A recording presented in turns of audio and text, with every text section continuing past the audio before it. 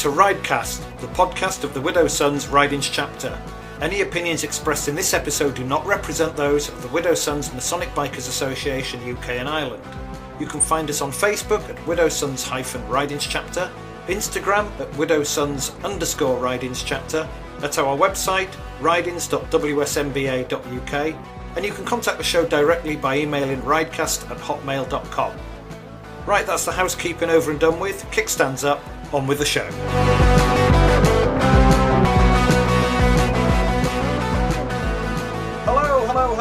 Hello, and welcome to Ridecast Season 1, Episode 5. Happy 5th anniversary, guys. It's our 5th episode. Did you think we'd make it this far?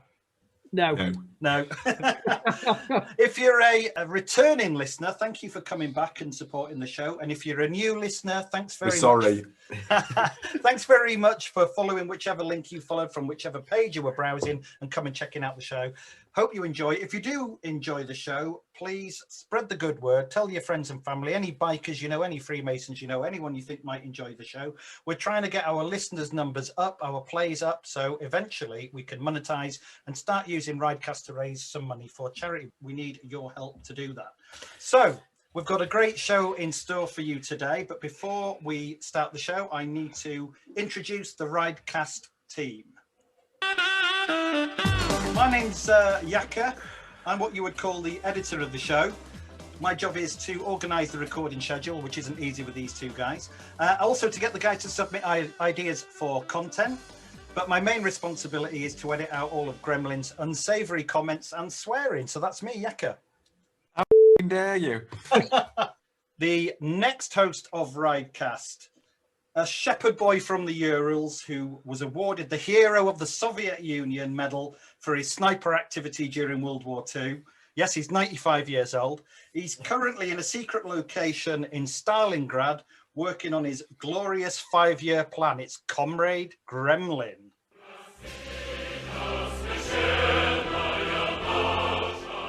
Hello, Gremlin. Spasiba. Good evening, brethren. It's Gremlin, live from the Kremlin. And if you've been looking at today's headlines, perhaps you worked out that it is actually me helping His Royal Highness Prince Michael of Kent, who is the Grandmaster of the Market Master Masons, getting audiences with Vladimir Putin. So, good evening, HRH. Can I just ask you, as a KGB operative, were you involved in any of the election tampering and shenanigans in the USA? If you saw my computer skills, you'd obviously know the answer is yes. Right. Okay, final host of Ridecast.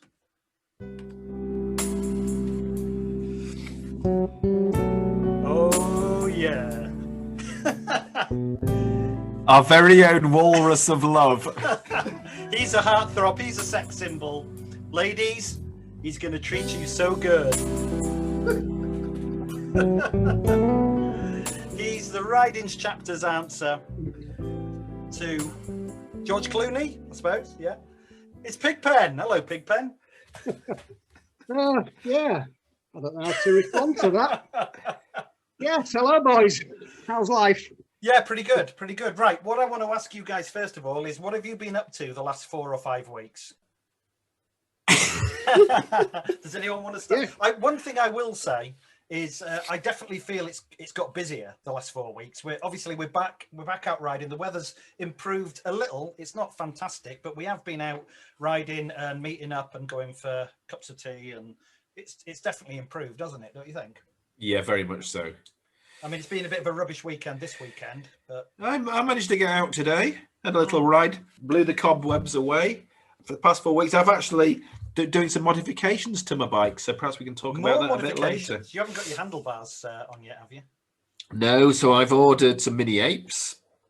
Yep. I have ordered a new heavy breather. For the ladies, that is normally Pigpen's job, doing a bit of heavy breathing. Sounds like you're cleaning your spectacles there, mate. Yes, I'm glad you said spectacles. And I've also ordered some Bassini 33-inch fishtails. Which are exhaust pipes, I believe. Yes. You're going to look like something out of the Mayans MC. Ape hangers and fishtails. Not full ape hangers, 6-inch ape hangers. So no, I just wanted to tart the bike up a little bit, as they say in Russia. Was it hard work being able to turn that hog into a pig, or has it come easy to you? Sounds like it's come quite easy. I did ask Badger about making it look. Oops, we don't need to cross that out again. I did ask Badger about making it look. What's the word? Not like a Harley Davidson anymore. So I did the right thing and I went to Leeds Harley Davidson, and you just want to personalise it a bit, don't you? Yeah, I do actually. You're going to put some wrap around the exhaust? No. Well, I see. Badger had put wrap on the exhaust. Well, he would. He would. I think the wrap actually looks quite good. I think it looks all right. The wrap, blacked out engine and wrap on the exhaust. It looks kind of. It looked a bit better. urban, doesn't it? The whole bike was wrapped. It'd look better. Another thing to mention, guys, the website, the new website we've got up and running now. So we've got a new website address. Go and check it out, guys, if you're listening. It's now ridings.wsmba.uk. So we're being hosted by the WSMBA domain now, whatever you like to call it. I don't know the technical work, but I built it and it's up and running. And there's actually a podcast button. You can check out what we look like. There's a few pictures of the hosts of Ridecast on there. I had to re-record the housekeeping at the beginning of the show as well to put the website address in. But good. Did you get your VTX up and running, Pigpen, after your meltdown the other day? I did. What was it? Whoa. Let's just wind back a little bit. Can we speak to the man who does nothing but say what a heapish, how unreliable Harley Davidsons are? Can we just talk about your VTX? We can. What happened last Sunday? Well, the guy who had it before me said he'd just changed the battery, and he probably had, but I think it was sort of £3.50 from deepest, darkest China. And basically the battery had just melted together inside and it was dead. Completely and utterly dead. Yeah. Wow. Now, for the listeners out there, can you tell us how long you've actually had this bike? 2 years. So it's not like you just picked it up this week and blaming the guy before you. No, to be fair, the bike is 15, 16 years old now, isn't it, Pigpen? Yeah, it's it's not a brand new. 06. Yeah, it's not a brand new bike. It's like mine's 19 years old. 18, 19 years old. It's not, we have to actually service our bikes. We don't just buy another because it's cheaper. We don't just trade in for a new bike because it's gonna cost 18,000 for a service. Buy a new one. We have to tenderly loving care to them. And anyway, it was basically the battery was completely. So you just new battery on then? I took the battery off, put the jump start onto it. It started up, it ran, bought a new battery, put that on, all works fine. Yeah. Good. That's strange because it was running that morning. I was hoping it wasn't going to be the regulator rectifier overcharging, but doesn't seem to be so. Yeah. Oh, good. We all Badger said if you want your rectifying will help you. He knows how to regulate a rectifier, does he? Apparently so. Can I just say, you lady listeners out there, you know that all you girls are pretty sweet and Pigpen. My wife thinks that he is a true gentleman. We went out on a ride last Sunday and our dear friend Piggy Wiggy led the ride. And my wife just thought he was incredible because he kept to a sensible speed. He wasn't showing off. And she just thinks he's incredible. So no, that happened after Tess went home and Jag went home, and it was me and you chasing him on his ZX9. We're on big heavy duty 400 kilogram cruiser bikes, chasing him on his ZX9. I know. So when the ladies left, Pigpen turns into an oik. I have got more news on motorcycles. 2.5 years ago, I had some off-road motorcycles stolen, and on Tuesday of this week I got a phone call from the constabulary who informed me they'd found one of them in Bradford. That is insane. 2 years on and they find it. Yeah. What was the story behind that then? They pulled some young kid riding across a field or something?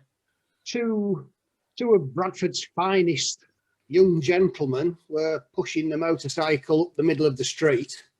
Sounds like one of yours if they're pushing it. And they were stopped by the police, asked what they were doing, said, "Oh, it's run out of fuel, we're pushing it home." Asked where they'd been riding, they didn't come up with many answers, so they jumped out to have a better word with them, and thankfully nobody angle grinded the frame numbers or anything off. So they just ran them just to check it out. Did it have a plate on it or anything? Or no, all that had been taken off. Right. So the frame number came back as stolen. The engine number came back as matching stolen. So they retrieved the bike. So have you been to collect it yet? Yeah, on Wednesday I had to go pay 150 English pounds to retrieve my own stolen motorcycle back out of the compound. What sort of condition was it in when you got it back then? Was it okay? It's all together. Is it? Altogether buggered, but it's all together. Sort of half good news and half bad news then. But anyway, 2 years later, you've got it back. I wonder if you'll see any of the other ones that were nicked.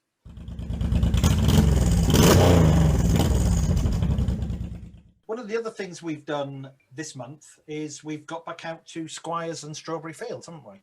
Yep. Now the first week we got to Squires, I actually got my phone out and recorded a little bit of audio. So I thought I'd play it to you guys. This will be the first time you guys have heard it. And so this is our live broadcast from Squires 4 weeks ago. Here it is.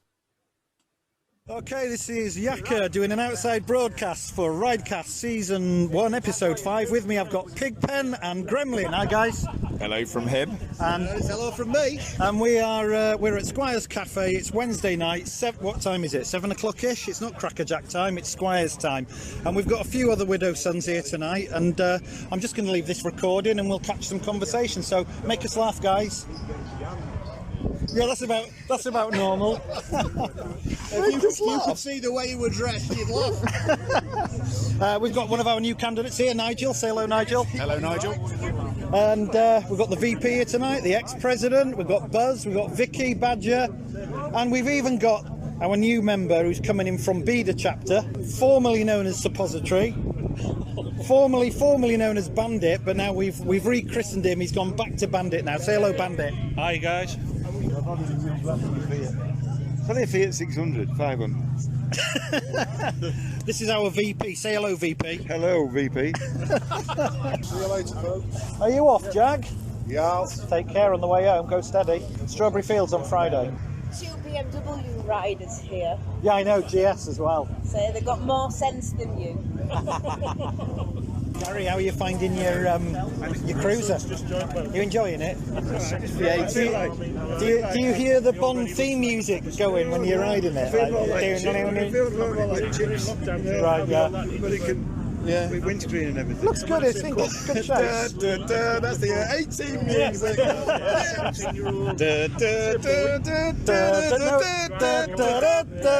the one. Eric Estrada. Poncherello and Baker. You got any more modifications planned, Badger, for your Harley McFarley? Well, I mean, I did look at the option of maybe getting a reborn kit to a 1200. All right. That's a bit above my skill level. Yeah, that's a big commitment, isn't it? A big bore kit. Yeah. But no, just changed the grips, so they're a bit more comfortable. What, heated? No, just regular, just bigger. wider. Yeah. Bigger girth. Yeah, it's all about the girth. Then Gremlin, do you want to sign off and say goodbye to everyone listening on the podcast? And it's goodbye from everybody. Okay, catch you all later. Or to everybody. I love the big groan. The big groan from Pigpen at the end there. Oh God, I wish I'd heard you going about the big bore kit. Yeah, big bore, yeah. That's good. Very good. Yeah, it was okay, wasn't it? We started going to Strawberry Fields, but it got crazy busy at Strawberry Fields, didn't it? That first Friday night, that first bike night they did. Yep. There must have been 150 people there. It certainly looked like it. It's only a small car park. So we've been taking a trip up to Wetherby Services and having a meeting up there and having a coffee. But and then the weather turned, didn't it? Yeah, it's gone a bit rubbish. Oh, by the way, Bandit has been fully patched into the chapter now, so he's a full member. And Jag has had a successful ballot, and he'll be getting patched in as a full member of the chapter in a couple of weeks' time, I think it is, isn't it? Yeah, 2 weeks, isn't it? So yeah, 2 new members in within sort of 5 or 6 weeks. So that's great news for the chapter. So yeah, so it's all starting to kick off, and we're looking forward to our planned rides down to London and up to Roslin, and they're all within sight now, aren't they? Yeah, they are. Tell you what I did.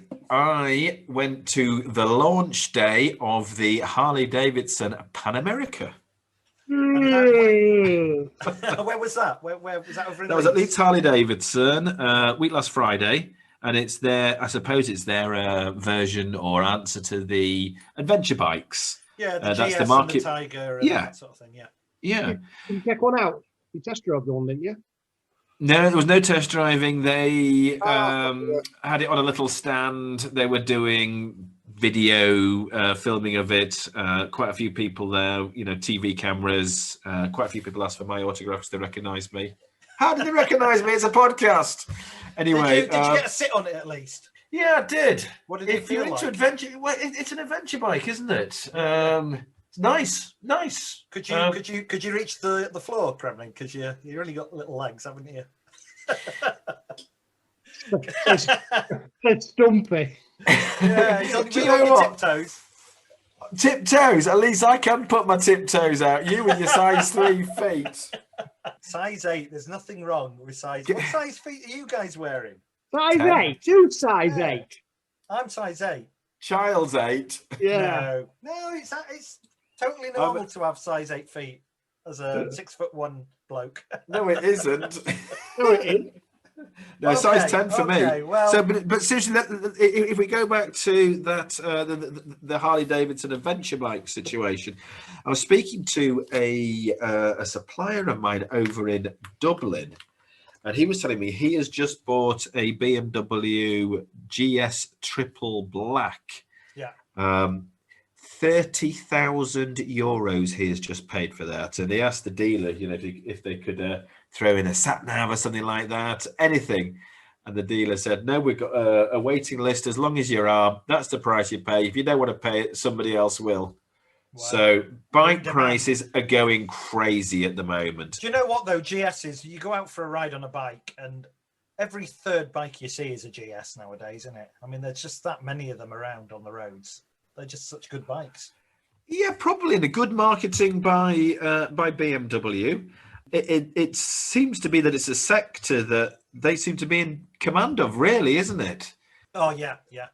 The day they gave 3 BMW GSs to the Long Way Round crew, that was, they won the lottery on that day, didn't they? Because off the back of that show, they sold so many of those bikes. Well, do you think that Harley Davidson have done the right thing then with their Pan America, but also with the electric bikes that they did for the Ewan McGregor and Charlie Borman program as well?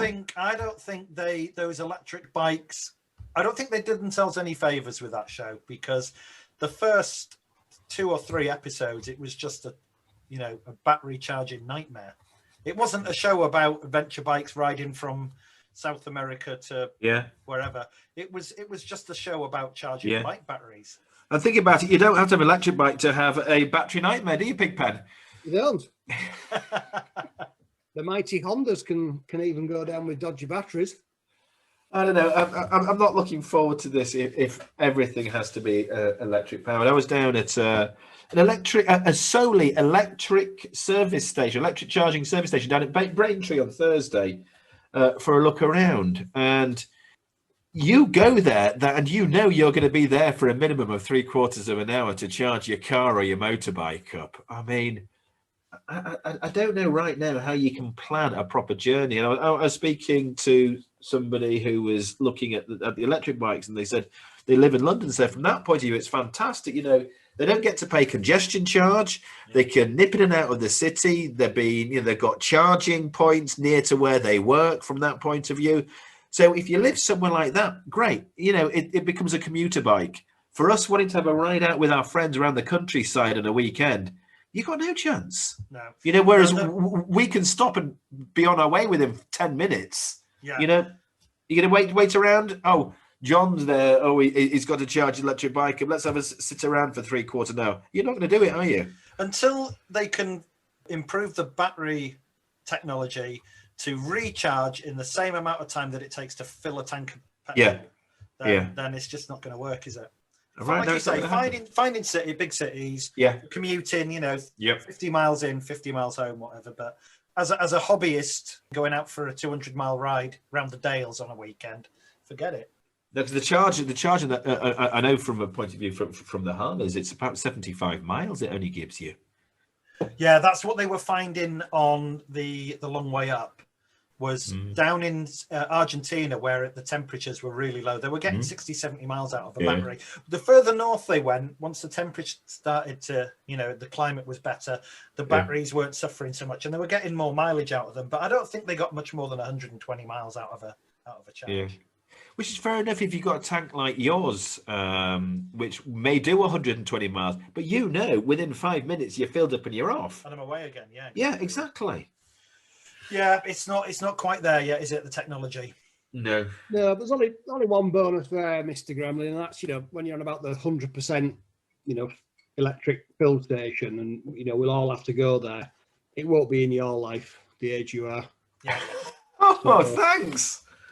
Oh, that's made me. That's really cheered me up. Look, what are you? 66 was it? Your son called you 67, and you're 66. 56. 56. Right. Are you sure? I am the Peter Pan of this club. I look so young. You do. Peter Pan, you're the Jimmy Savile. Yeah, I mean, look, that dye does wonders. You can't beat Grecian 2000. I think you should start. You need to mention it more. I think you'll get a sponsorship out of Grecian too, just for men. One of them will sponsor you, surely. The amount you must go through. Yeah. Oh dear. Clear varnish for your forehead, isn't it? Bit of pledge.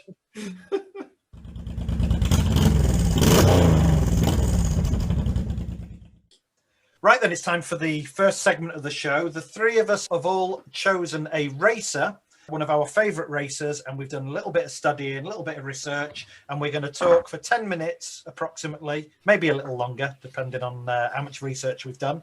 Pigpens will be about 3 or 4 minutes then, won't it? If you're lucky. So I'm going to hand over to Gremlin now, and Gremlin's going to start with one of his favourite racers and give you the rundown. Over to you, Gremlin. Yeah, for those gentlemen of a certain age, I grew up born in 65.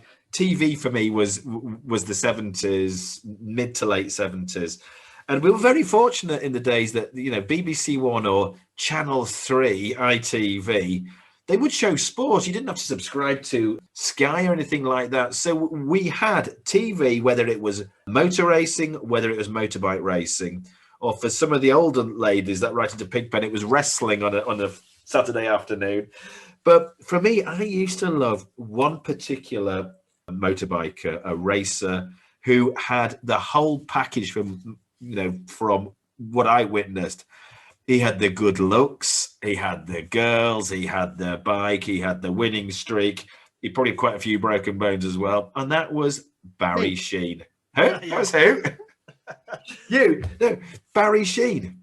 I mean, the two racing champions at that era, motorsport was James Hunt, motorbikes was Barry Sheen. Yeah, both of them had, they had everything for them: the charisma, the looks, the lifestyle, the champagne, the glory, the adverts. Not sure James Hunt did Brute as an advert. Henry Cooper and Barry Sheen advertising Brute. And he was what epitomised, from my point of view, a motorsport champion should be. He was like a rock star, wasn't he? Yeah, he was. Yeah, the long hair. And that was it. You're born in that era. You're fantastic at something. And for him, that was racing bikes. And, he was born in 1950. He died pretty similar sort of age to James Hunt, both in their 50s. He was 52 when he died. James Hunt was heart-related, which I think was down to alcohol. Barry Sheen, I think, was lung-related, down to cigarettes, because heavy smoker, they both did. That was a lifestyle they lived in, the fast and the furious. And they were just icons. You know, he was active from 1970 to 1984. His first race in 1970, they were riding 125s. It was the Spanish Grand Prix. His final race in 1984 was the 500cc San Marino Grand Prix. His first win, 1971, riding his 125 was the Belgian Grand Prix. And then 10 years later, his final win was the Swedish Grand Prix. Do you know which teams he raced for? Was he with Yamaha? Suzuki and Yamaha. So the championships, Formula 750 in 1973 and the 500cc 1976 and 1977. 102 starts, 23 wins, 52 podiums, 18 poles. Wow. That's What a can good you record, say? Isn't it? And it is. And a hard partier in between races. I mean, he was like I say, a rock star and liked womanizing, like drinking, like smoking. So. Yeah. I mean, I think he died in Australia. Did I say that? Did he die in Australia? Yeah, Gold Coast. Yeah, Gold Coast. Yeah, he lived out there in the end, didn't he? Yeah. So started racing. What did I say? Become a British 125cc champion at the age of 20, riding a former Suzuki factory racing team motorcycle that he purchased for £2,000. Probably in 1970. That was quite a price for a motorbike. £2,000, wasn't it? Hell yeah, yeah. What was his number, Pigpen? Can you remember his number? I'm sure it was number 7. I'm sure it was number 7. Yeah. And he had that Donald Duck helmet, didn't he? He had like a Donald Duck type logo on his crash helmet. I'm sure he did. Oh, by the way, we're going to, I forgot to mention this at the top of the show. We're going to put a post on the Riders Chapter page on the Facebook with some photos on to accompany these racers. So sorry, Gremlin, sorry to cut across you there. No, that's fine. He was definitely number 7. Yeah. So he was signed by Suzuki during the off-season 72 to 73 and won the newly formed Formula 750 European Championship for them in 1973. As a work Suzuki rider, Sheen had 2 contracts with the World Championship events, taking precedence over his Suzuki GB contract for home and international events if any race dates clashed. For 74, Suzuki introduced the RG500. What do we think about that bike? The RG500 Suzuki, is that the Gamma, Pigpen? Yeah. Yeah, they were awesome. They were the Big Bang 2-stroke engines, weren't they? 4-cylinder Big Bang engines. And super fast, super powerful. Yeah, in 74, he secured a 2nd, a 3rd, and a 4th, scoring 30 points and finishing 6th in the World Championship. He had a spectacular crash at the Daytona 275 season, which threatened to end his career. He broke his left thigh, right arm, collarbone, and 2 ribs. Yet he recovered and was racing again 7 weeks later. Again, riding the RG500, he scored a memorable first 500cc win at the Dutch TT. In the 76 season, he won. Quickly? How on earth can you recover from a broken? Is it femur? Thigh bone? Is that a femur? Yeah, right arm, collarbone, 2 ribs. 7 weeks. I He must have still been badly injured at that point. Yeah, it was, but he was extremely fit. You know, you take a look at him and that. Perhaps his lifestyle helped him. You know, just went out there and did it, didn't he? Yeah, I guess a lot of these world champion level bike racers that they ride with injuries, don't they? They just carry on riding it injured. Yeah, they absolutely do. Oxygen therapy and all sorts of things like that, didn't they, for him? So in 76, he won 5 500cc Grand Prix, bringing him the World Championship. He took the championship again in 77 with 6 victories. And for the 1977 season, Sheen was partnered by, do we know who? Steve Parrish? Oh, right, okay. Who rode Barry Sheen's 76 Suzuki 500cc machine. I know the name Steve Parrish. He does commentary for the World Superbikes, doesn't he, Steve? Yeah, now who do we think was Barry Sheen's biggest rival towards the end of his career? He was American. Wayne Rainey. No, Wayne Rooney. He's a footballer. Rainey was way later, wasn't it, Pigpen? Yeah, it'll have been... His first name was Kenny. Is that a clue? Kenny Roberts. Kenny Roberts. Yeah. So the battle with Roberts in 1979 at Silverstone has been cited as one of the greatest motorcycle Grand Prix races of the 70s. After the 79 season, he left the Heron Suzuki factory team believing that he was receiving inferior equipment to his teammates. He switched to a privateer on a Yamaha machine, but soon started receiving works equipment. In 1981, Kenny Roberts, the reigning world 500cc champion for the 3rd time in succession, Sheen, by now competitive Yamaha, was determined to take the championship from him. Ironically, Sheen and Roberts battled all season and let Suzuki rider Marco Lucinelli of Italy and American Randy Mamola. God, there's a blast from the past. An old name, is that it? Randy Mamola. Beat Mamola. them for the top 2 spots. Roberts finished 3rd and Sheen 4th in the final World Championship standings. A crash at Silverstone where Sheen, riding his Yamaha, hit the obscured fallen machine of Frenchman Patrick Ioga during practice for the 1982 British Grand Prix largely ended his potential as a title threat, and he retired in 84. He remains the only rider to win Grand Prix races in the 50cc and 500cc categories. You know, he was so famous as a British racer that if you ever, even to this day, if you get stopped by the police on your motorbike, they'll say, "Who do you think you are, Barry Sheen?" Absolutely. He was known for his outspoken criticism for what he considered to be dangerous racetracks, most notably the Isle of Man TT course, which he considered too dangerous for World Championship competition. It's described he was a colourful, exuberant character who used his good looks, grin and London accent to good effect in self-promotion, and combined with an interest in business was one of the first riders to make a lot of money from endorsements. That's what he did, didn't he? Yeah. He's credited with boosting the appeal of motorcycle racing into the realm of the mass marketing media. He also tried his hand as a TV show host, including the ITV series Just Amazing. I remember that. Yeah, it was a show where they would have guys doing stunts, motorcycle jumps, skydiving stunts, all that sort of stuff. Yeah, and he was a co-host on that show. I think I'm too young for that. I can't remember it. He starred in a film as well with his wife Stephanie in a low-budget film called Space Riders. I don't remember that. No. Do you remember there was a movie called Silver Dream Racer? Do you remember that? I've a dream, silver dream machine. You know, you sang that, David Essex. David Essex, yeah. And David Essex, I think, looked quite a bit like Barry Sheen. Yep. And they obviously had... Yeah, they had David Essex in there playing a bike race, and it was clearly cashing in on the Barry Sheen phenomena, wasn't it?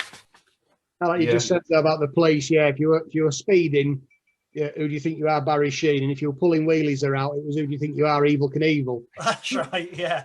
That same sort of era. And how many times were you called Evel Knievel by the police, Pigpen? I wasn't. No, me neither. Me neither. They weren't fast enough to catch us. Were you ever picked up by the fuzz? No, but I've been swung around by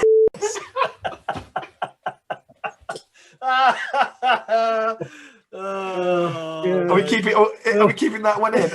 Yeah. So Barry Sheen moved to Australia really for the warmer climate because of arthritis, which has set in due to the amount of accidents that he'd had. Then he died very young, as we say, in his 50s. Right. The world's first motorcycling superstar.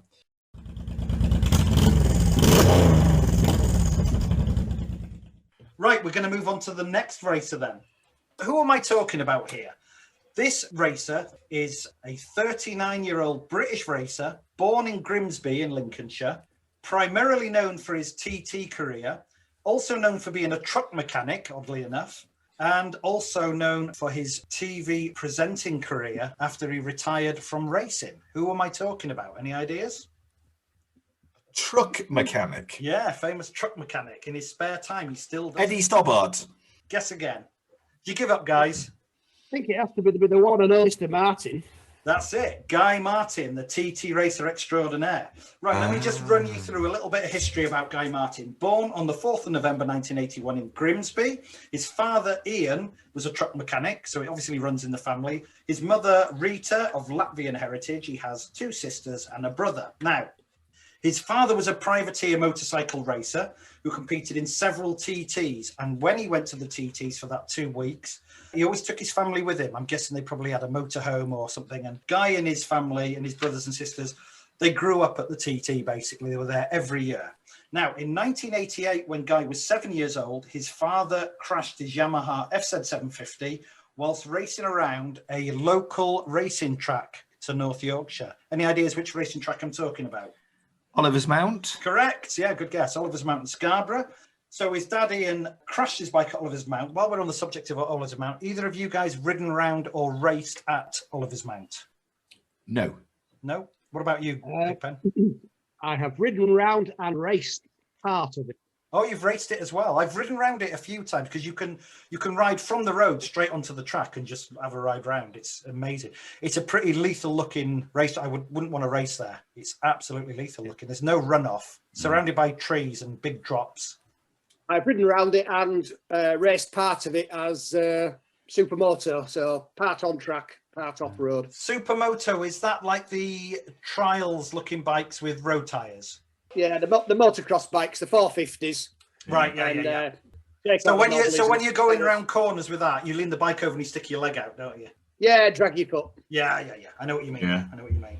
Yeah. Okay, so as I was saying, Guy's father, Ian, crashed at Oliver's Mount. He broke his hip and never raced again. So that was like a career-ending accident, that. But it was too late at that point. Guy already had the bike bug. He'd grown up around bikes and racing and racetracks. So obviously he was destined to become a racer later in life. Now, as a child, Guy was fascinated by engines. He absolutely loved engines, engineering. So after leaving school at 16, he enrolled on a motor vehicle engineering course at a local college. And he had a real aptitude for it by all accounts. But he soon realised that you don't make any money at college. So he bailed out of college pretty quickly and became an apprentice truck fitter at a local Volvo shop.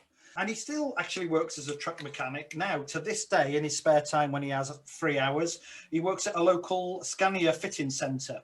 So obviously he loves working on the trucks, doesn't he? I mean, I've seen him on TV. He's always underneath trucks with a black face covered in oil. He likes to keep his options open. So believe it or not, he also earns money by tuning race bike engines. And Gremlin and Pigpen will both agree that you have to be pretty proficient at engineering to be able to tune race bike engines, don't you? And he also bought his own tractor. Bizarre, I know, but he likes to do a bit of seasonal muck spreading at a local biofarm near where he lives. Yeah, I know a few of those. Right, let's run through his racing career then. So whilst completing his truck mechanic apprenticeship, his father offered him a chance to assist him as a race mechanic at the Isle of Man. Now, although his father had obviously had his crash and wasn't racing anymore, he was still involved in, working in the pits, and he went to the Isle of Man. He took Guy along with him as helping him work on the bike, setting up suspension, tuning engines, that sort of thing. So again, Guy is in the pits at the Isle of Man. Oh, by the way, if anyone been living on the moon for the last 50 years, the Isle of Man TT race is a very famous race that happens once a year, 2 weeks over at the Isle of Man. It's a 37 3/4 road race where guys like Guy Martin race their bikes up to 200 mile an hour around streets and villages and a mountain section. And it's an absolutely terrifying racetrack. Nerd Corner 1907 was when the first Isle of Man TT was held. So Guy's back over there in the pits, mixing with the race teams, making contacts. After a crash on a public road, aged 18, Guy decided riding motorcycles on public highways was way too dangerous, so he decided to become a racer instead. So he started off early on as a teenager doing the club racing, the 600cc Junior Superstock Championships. It was basically club racing, which is what you did, Pigpen. I believe you did a bit of club racing, didn't you? You did. And despite it being a fairly cheap way into racing, it is super competitive. Am I right? Yeah, I think it's as competitive as any of the racing. Yeah. You learn your racing craft there. Yeah, you do see the cream who go on to be superstars, and it separates the boys from the men. I mean, you've got your track day heroes, and then you've got your club racers, haven't you? Oh yeah, we entered that thinking we were gonna take the world by storm. You were quick on the track days, but when it came to the club racing, and then we got our backsides handed to us, and yeah. So Guy did quite well in the club racing, and he was winning races. But if anyone's seen Guy on a racetrack at any of the Isle of Man stuff, he's not very good with authority figures, and he doesn't like being told what to do. He had a massive falling out with the officials in the Junior Superstock because he crossed some line he wasn't allowed to cross, and they disallowed him a win. One of the he'd got a checkered flag, got a win, and they disqualified him afterwards. So he had a massive row with them, fell out with them, and they told him don't come back. So that was the point at which he decided maybe circuit racing wasn't for him, and he would try his hand at road racing. So 2002, his first road race, he's back at the Oliver's Mount at Scarborough, and he's obviously riding against established and experienced riders at this point. Despite this, though, he got a second place finish, which was pretty good for his first ever road race. And that sort of earmarked him as a rising star. So people were looking out for Guy Martin. A year later, almost to the weekend, back at Oliver's Mount, he achieved his first race win. So fast forward to 2004. Now this was his Isle of Man debut.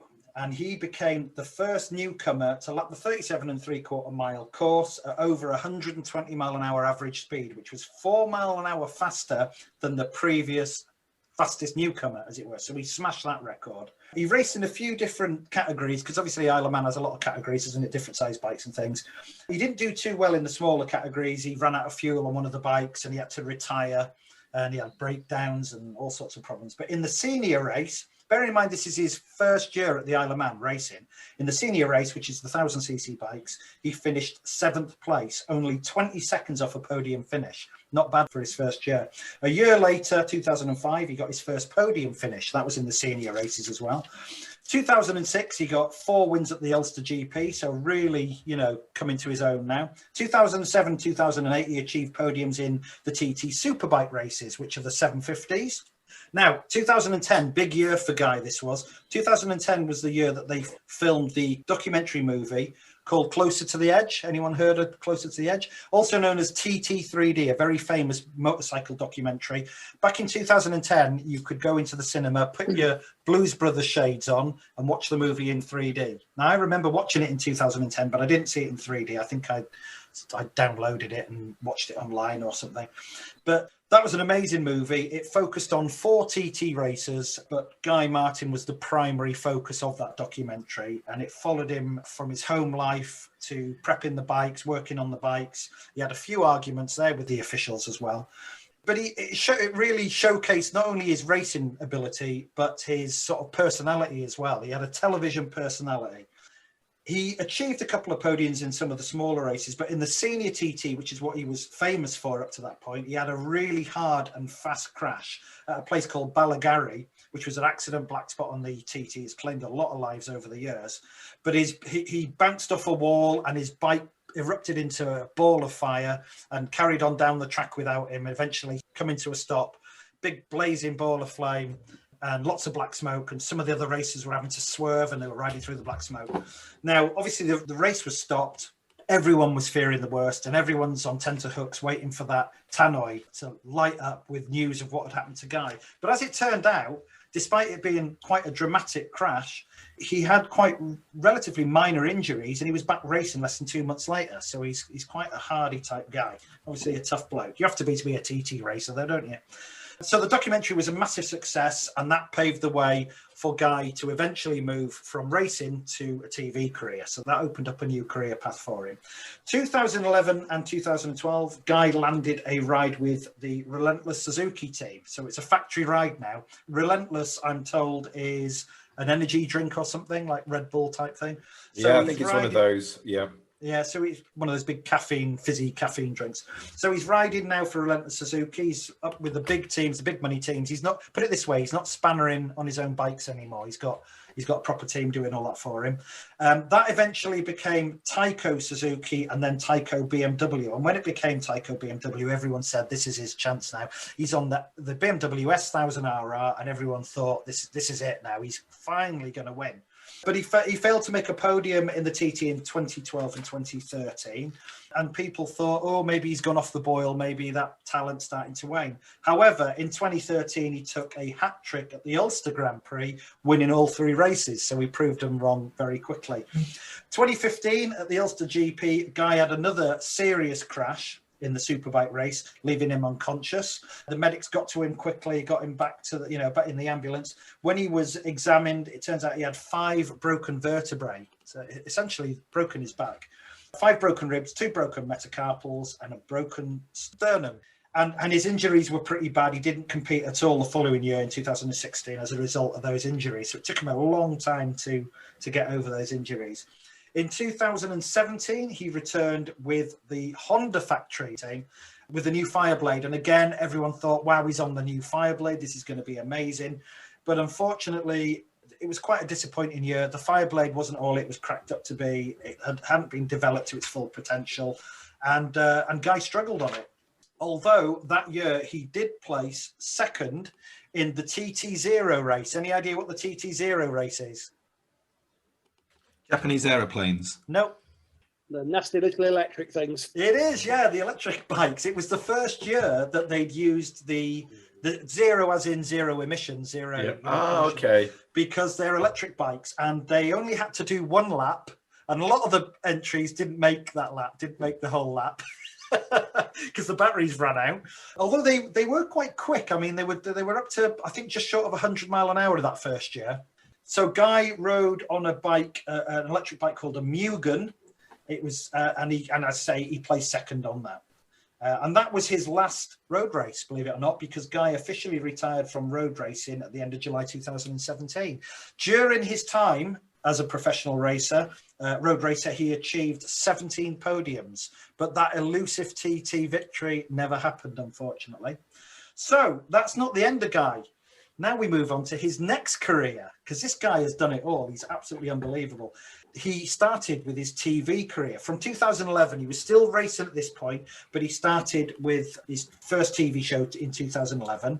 Initially, he carved out a niche in programs about engineering, which was his first love. So he was very passionate about engineering. So 2011, his first show was called The Boat That Guy Built, which was a six-part series in which Guy renovated a narrowboat whilst travelling on the canal network.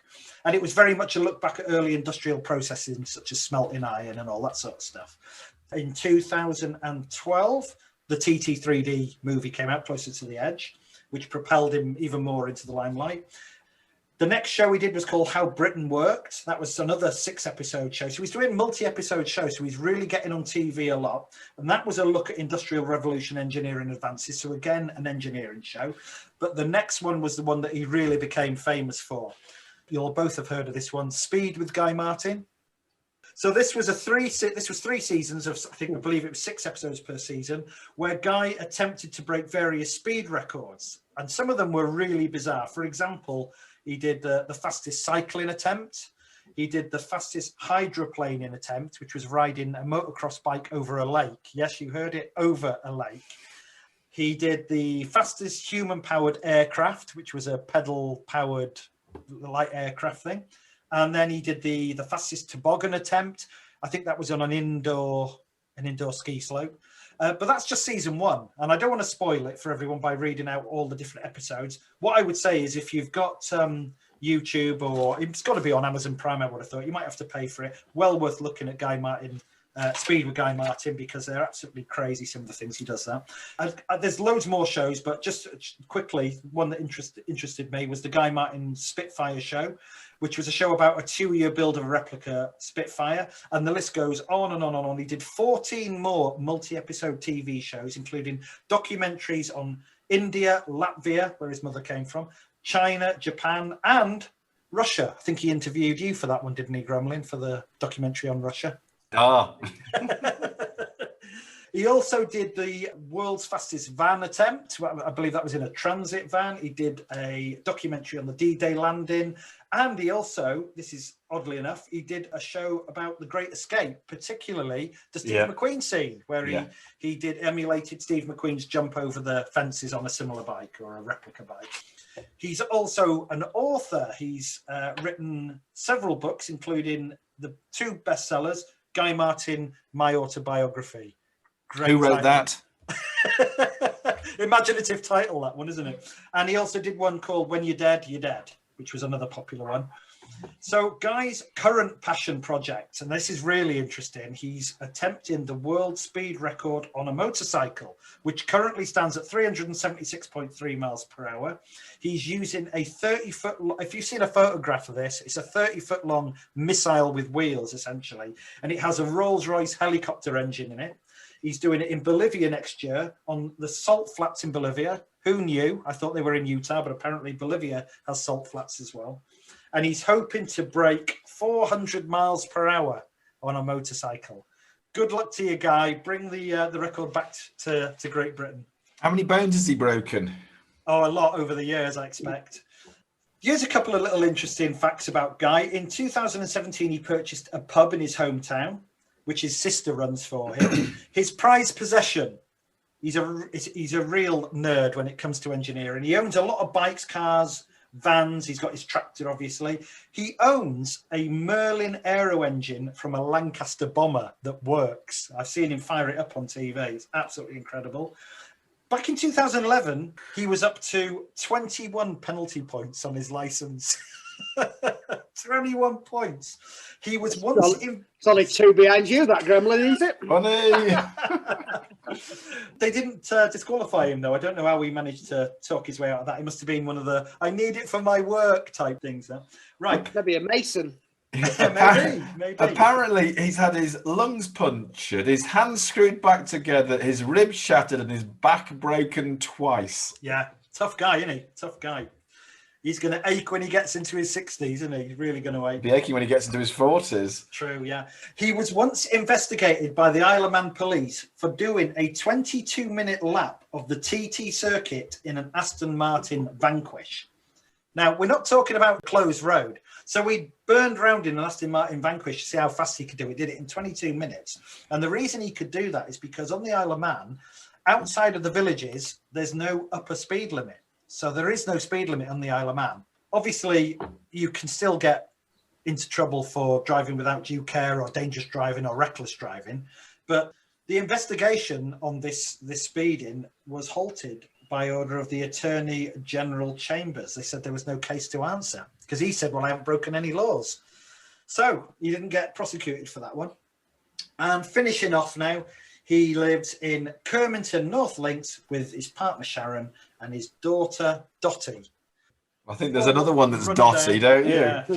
That's my rundown on Guy Martin. I could have gone on for another 20 minutes, but I had to keep it. I had to draw the line somewhere. But the guy has done so much stuff. He's unbelievable. He's really lived a heck of a life. And he's only 39 years old. He must be mad. Everything. Well, typical road racers, aren't they? They're a different breed. Yeah, totally.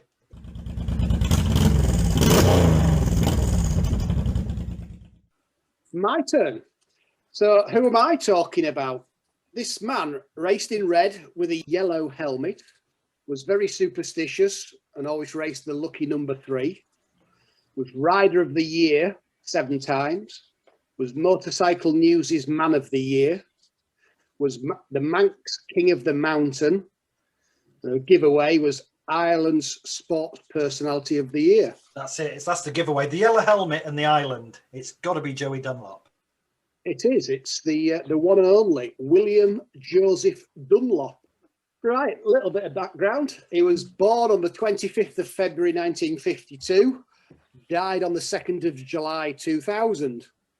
Born in Northern Ireland in Ballymoney, and there is a bend at the 26th milestone on the TT course named after him. His fastest lap of the TT was 123.87 miles an hour. He had a total of 3 hat-trick wins at the Isle of Man. So, yeah, that's quite a feat to go out and win once, but to win 3. So how many races is 3 hat-tricks, Pigpen? How many? Well, it's 3 hat-tricks, Gremlin. Well, what's a hat-trick? That could be 3. So 3 times 3. 9. Yay! So he was an OBE winner. He was also an MBE winner. So in '86, he got an MBE for services to sport. And in 1996, he got the OBE for something quite different, for the humanitarian effort for Romanian orphans. Member of the British Empire and Order of the British Empire, isn't it? Mm-hmm. So, yeah. I have actually followed in Joey Dunlop's footsteps. I have done humanitarian aid convoys to Romania in my past. Have you? Yep, well, two. I think he did. I think he took an ambulance over, loaded up with kit. If it's wrong, somebody will tell me. He too also did some television things. He did a documentary V for Victory in '83. He did Joey, the Man Who Conquered the TT, And the last one he did was one called Road, All a Good Watch. He died in Estonia in July 2002. Racing? While racing a 125. You're joking. No, he'd already Can't been believe out it. and he'd won the 600cc and he'd won the 750cc. It was a wet road and he lost it on a corner and hit a tree. Jeez. So, and it was a little sort of not a well-known race at all, but he loved going because it was like when he first started. It was just people racing. Yeah, There was basic. it wasn't pomp and it wasn't fancy. It was just good old road racing. Yeah, no helicopters chasing around after you. No, none of that. It was just normal lads racing in a place called Tallinn. It's the capital of Estonia. At his funeral, how many mourners? Oh, I bet it was something stupid like 1,000 or something. Yeah, times that by 50. Really? 50,000. Was it in his hometown or something? Yeah, in Balamoney. Right. 50,000 mourners turned up. So yeah, it was a very well-loved, very respected guy on the track. If you look at some of his TT wins, it is endless. He had 26, I think it is, TT wins. Ultralight TT 5 wins, the lightweight 4 wins, lightweight 250 2 wins, Formula 1 TT 7 wins, Junior TT 3 wins, the Senior 4 times, plus finishes in the Super Sport production classes. It pretty much won every class. Yeah. At least once, and the 2 big ones, which is the Junior and the Senior. Probably the most successful TT racer ever then, really. I think he still is at the minute, yeah. I don't think he's been surpassed yet with the number of wins. But he started his racing career in '69 on a £50 Triumph Tiger Cub was his starting career. His first TT was in '76 on a 250.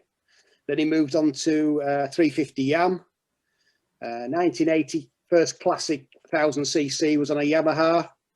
And then he joined 1980, the one he stayed with, the mighty Honda. Right. A man close to your heart then, Pigpen? That's it, the mighty Honda. I bet he started every time. And his whole family are racers, aren't they? They're all his nephews and brothers, and they're all racers, aren't they? They are. Hang on, I've got it somewhere. Do they name tyres after him? No. So yeah, he's got a younger brother, Robert Dunlop. He died in 2008, racing the Northwest 200.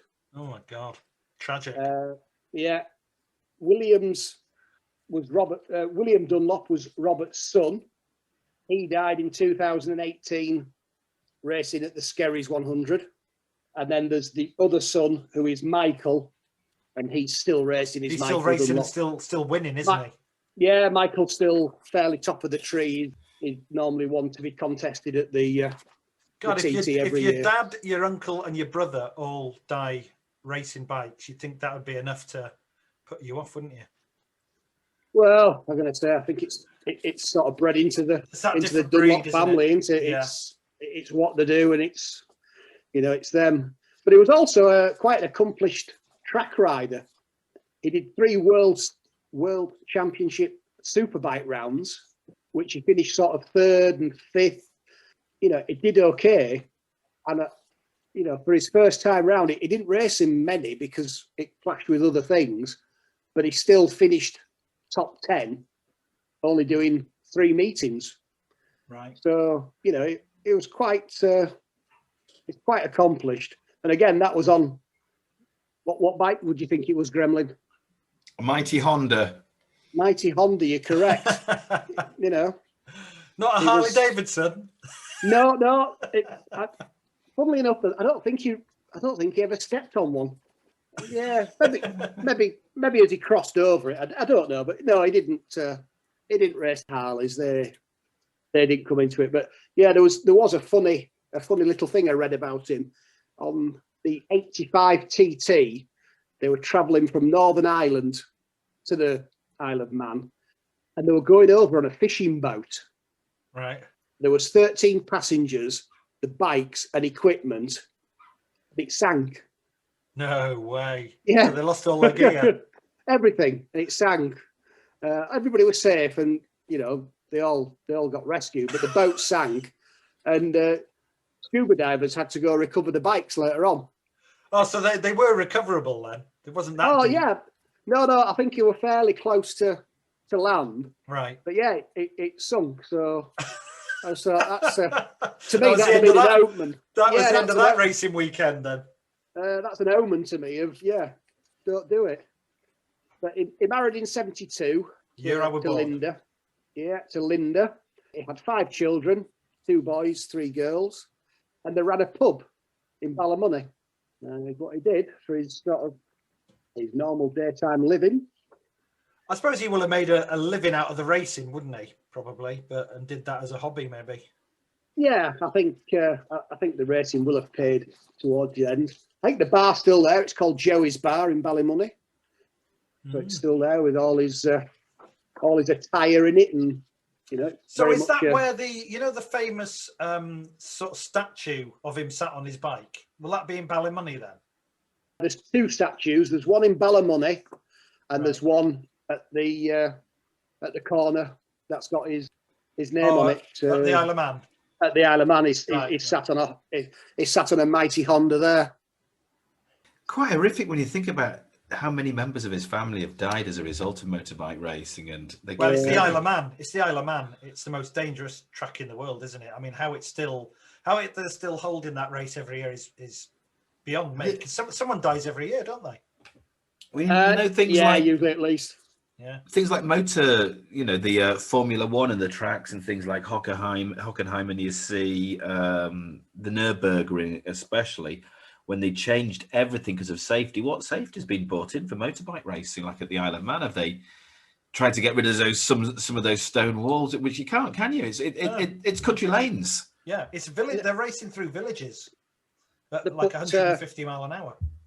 They put some 6-inch of foam around the lamppost now. Yeah, they put a few hail bales in front of the walls, don't they? Yeah, you need some to do that, don't you? Yeah.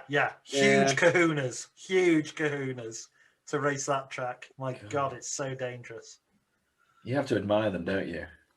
Well, I mean, you only have to look it up on YouTube, don't you? The TT racing, and it is terrifying to watch. So what else have you got for us about Joey? There's another side to this. It wasn't like Guy Martin or Barry Sheen. Like Barry Sheen. Lash it all over.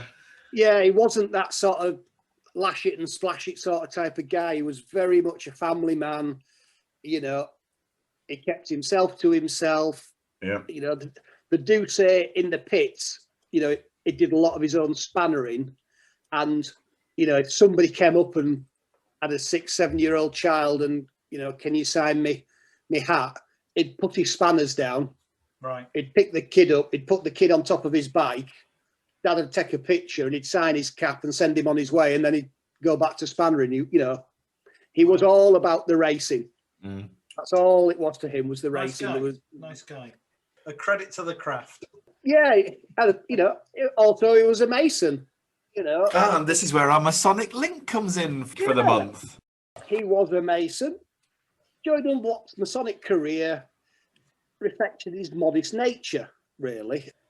He was initiated into Vow Ferry Lodge, number 17, at 37 years old on the 3rd of January, 89, in his hometown of Ballymoney. Having been initiated on Friday, the 3rd of January, 89, he was passed to the degree of Fellowcraft the following month on Friday, the 3rd of February. So then Joey was raised on the 17th of November, 89, and that's as far as he got. But he did join Mark, didn't he? He did join Mark. 2nd of January 2000 was when he joined Mark Master Mason. Yeah. And do we know the connection between Mark Master Masons and Joey Dunlop now? Oh, I know there's a lodge named after him. There is a peripatetic lodge called Joey Dunlop Lodge and Mark Master Masons, and you have to be, well, I don't know if you have to be, but it is a motorcyclist lodge for Mark Masons. Who's the other motorcyclist that has a lodge named after him? Is it a British guy? Mike Hailwood Lodge, number 9839, meets in Rugby. Wow. Probably wraps me up. Brilliant. That was good, that. Joey Dunlop. Do you know for once, Pigpen, you've excelled yourself.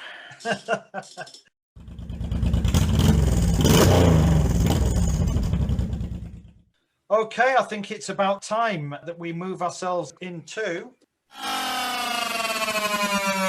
Email Corner. Corner. Right, so it's email corner time. This is the section of the show where we discuss messages from listeners. I have one from Tic-Tac-Toe55 on the podcast subreddit. Is Gremlin really from Russia? He is. I wish most heartedly that he lived there. So are you really from Russia, Gremlin? Niet. I've got one here. I've got another one from Reddit here. This is from the Freemasonry sub from somebody called Smooth Brain Time. Now, this was about our last episode, Movies, Motorcycles and Masons, that you may remember we recorded 5 or 6 weeks ago. And Smooth Brain Time says, oh, yeah, my 3 favourite things. Gremlin, a Pigpen, and Yakka. Yay! So thank you for that, Smooth Brain Time. Who's next? Well, I've got one here. Hi, guys. First of all, thank you for introducing me to the world of podcasts. There are many things I like about getting out on my Triumph rocket. So my question to you guys is, what are your pet peeves and your favourite things about riding with a large group of bikes? And that's from Brian. So, Pigpen, what is your pet hate about riding in a group? You? It's a pain when you get separated. That's an obvious one. When you get, if you've got a big group out, you've got 20 odd bikes and someone forgets to drop off, or someone takes a wrong turn, it's a pain when you get separated. But that's kind of an obvious one. What else? I like backmarking personally. I like to see all the bikes in front of me. That's one of the things I love, backmarking. Yeah, Pigpen always likes coming up from the rear. What else? Well, there's 2 things. I like to lead. I do like leading. I do like to be up front leading. And I'm sort of relatively new to the cruiser, sort of widows' sons, riding as a group world, really.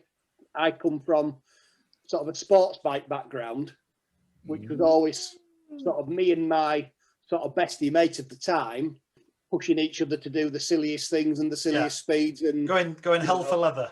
Yeah, we're all, as we used to say, head down, arse up and off you went sort of thing. So how are you finding the riding with the widow sons then? You know, when you're out with 15 plus bikes and it's a bit of a more of a sedate atmosphere. Yeah, because I'm on the good old trusted superstar Honda VTX. You learn to cruise, so it's not a sports bike world. It's a cruising world. It's a different thing altogether. It's a different mindset. And yeah, you've got to get your mind around it. You're there for the journey. Yeah. And it's a different thing altogether in that, where, you know, a lot of guys on the sports bikes, they'll go out with 3 or 4 mates. But I think it's a bit of an eye-opener when you're out with 20 bikes and you're trying to ride together and drop off and staggered formation. And, you know, you're thinking about the people in front of you and the people behind you. And it's camaraderie. I love it. I love riding. Yeah. I've written out, there's 2 large groups that I ride out with. One is the Widow Sons and the other is the Harley Davidson Owners Club, Leeds, Air Valley. And I have to say, to see 30 Harley Davidsons setting off at once, going through Leeds, going through the underpass. Yeah, it does make you cry. Cry with pride. They don't all set off together, do they? Because 5 of them don't make it. They can't actually set off.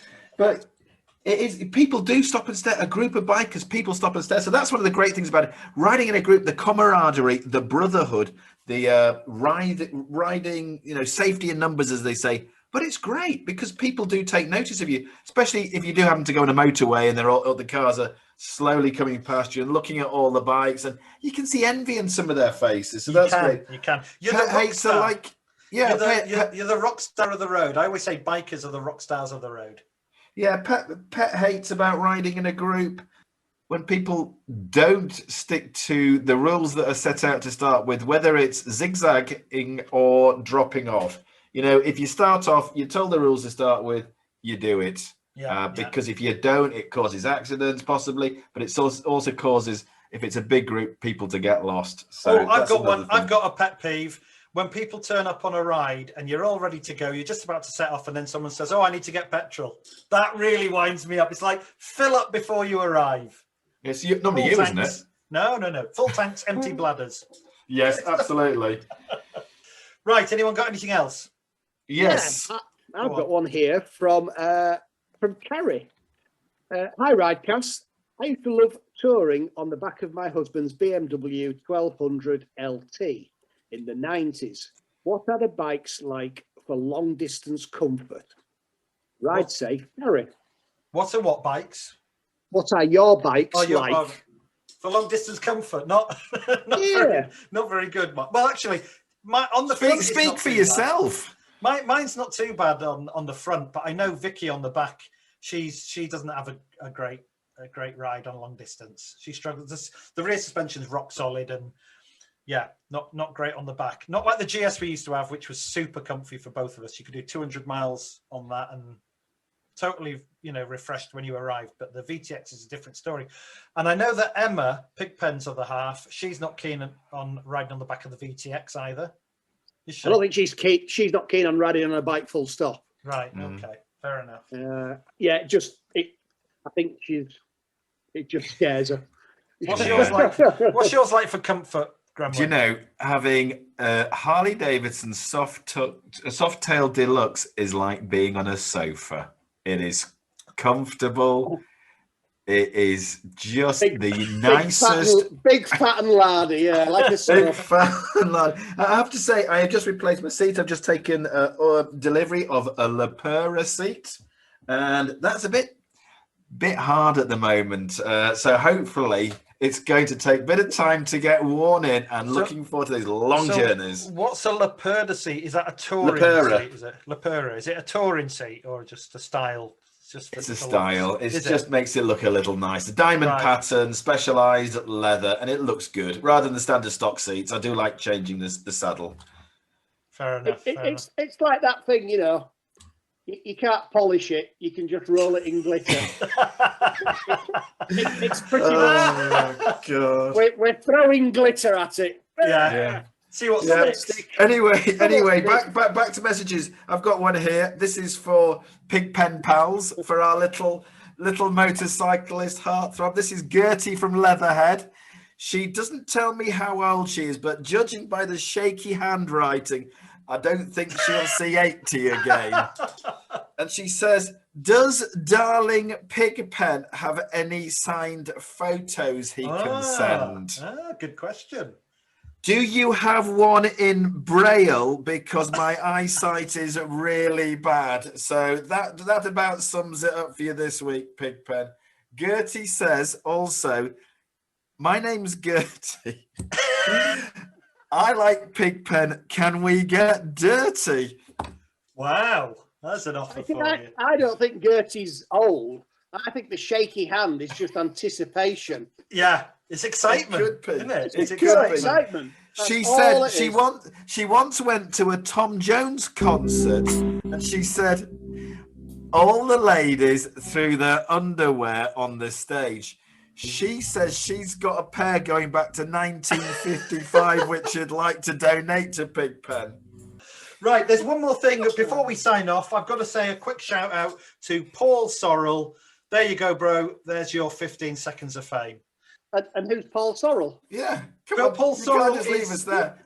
He is, I believe, a brother widow's son who commented on another person we mentioned the other week, saying that they had 15 seconds of fame. So I thought we'd give him the same thing, another 15 seconds of fame. Paul, we're building your part up here. Yeah, welcome, Paul. Thank you for listening and for commenting. Yeah, absolutely. Okay, Paul, I think we're about. If you're writing next week, I'll send you a pair of my chaps if you want those. Oh dear. Right, anyway, look, I'm out of here because I can't stand it anymore. Have a nice one, guys, and we'll catch up with you listeners in 4 weeks' time. Thanks for listening. Hope you enjoyed the show. See you later. And it's goodbye from him. See you later, guys. Bye now. See ya. Bye now. Bye.